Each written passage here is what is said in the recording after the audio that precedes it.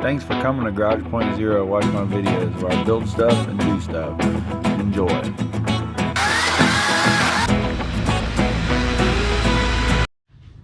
Today's project is installing a Renogy 100-watt solar panel on the roof of the truck. I bought a 100-watt solar panel. It's called a gland box, double entry. Got all this stuff off of eBay. These are wire extensions. The only thing I don't understand is this one's coming from the solar panel. It says positive on it, and I've also metered it, and it is a positive, but that goes with the negative for some reason. So that's the wires. I don't know if they mislabeled them or what, but that one says minus. And I also bought some stainless steel L brackets I'm going to use to mount that. I'll probably end up just drilling a hole or drilling that out right there so I can drill it through the rack. And then I'm not going to paint them, it'll be good enough. There's more silver stuff up there. And I bought some 1/4 20 nuts and bolts, stainless steel, so they don't rust. These are supposed to be stainless also, we'll see. And I'm going to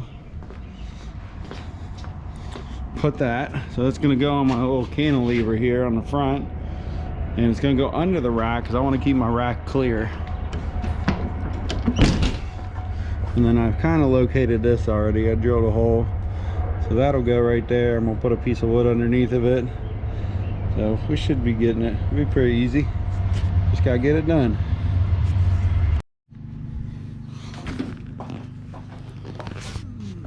All right, so what I did was I drilled each corner, I drilled each hole out. I had to have somebody help me hold the piece of wood on the inside. I made a piece of wood. I drilled each hole out there, and then I put one right there in the center just to help hold the piece of wood up so I didn't have to fight with it again. I drilled a 7/8 hole and put a little grommet in there, that way I can push the wires through.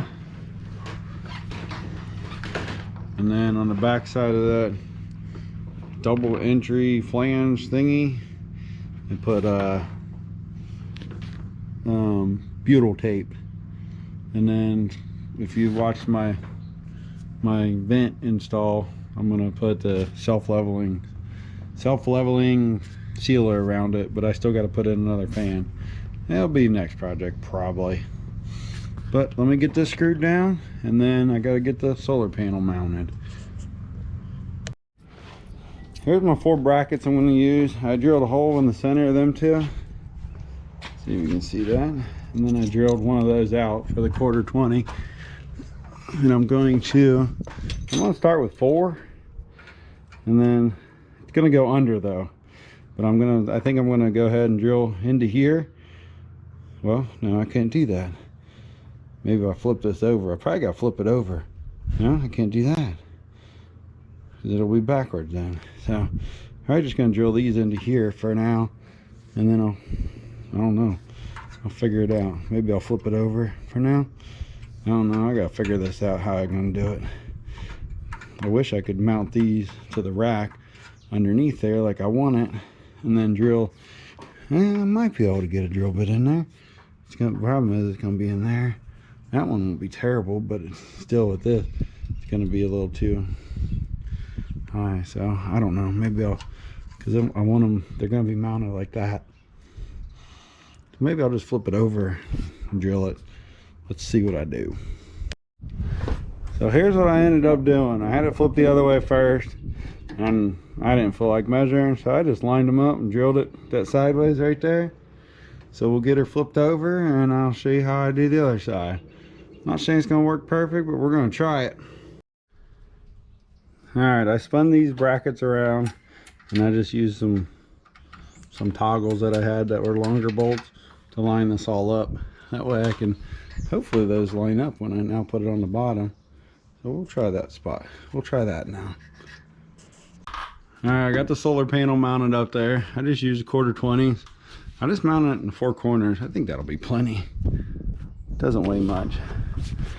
The wires I plugged in, they run underneath here, through there, plugged in the connectors, wire tied them right there. I might pull out a little bit so those got a little loop in them, down like a drip loop, that way the water can't follow this in. I still got to tighten these. I got that mounted up there.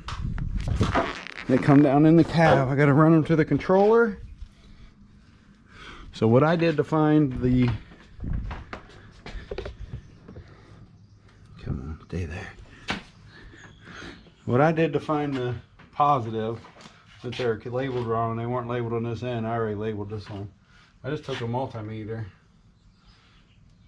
and if you have the positive lead for the meter on a positive cable, you'll have a positive voltage. If you switch it around like this, you'll get a negative voltage in front of it. If I can hold all this crap and show you. There is the negative voltage. Negative 16 volts it's putting out. So then I know to hook this up to the positive. I'll get that ran, get it down there, and I'll show you the app. Alright, I got this down to the charger. See if I can get you in there to see it.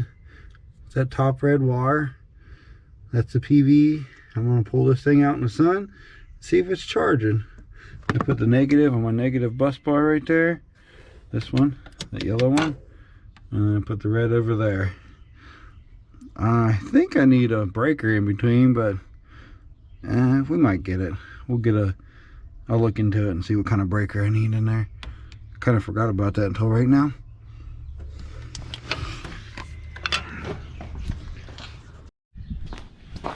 Alright, I got it out in the sun. Sun's in a little bit of cloud right now, so it's not super bright out, but right now it's only pulling in 23 watts. Oh, you probably just see me, huh? 23 watts, 1.2 amps, 29 watts. It's getting sunnier out.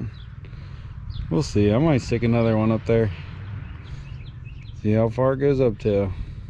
Definitely charging. Ain't terrible. 33 watts. So we'll see. I don't have nothing really turned on right now. This app is kind of okay. Disconnects a lot. So we'll see. Alright. Thanks for watching this video.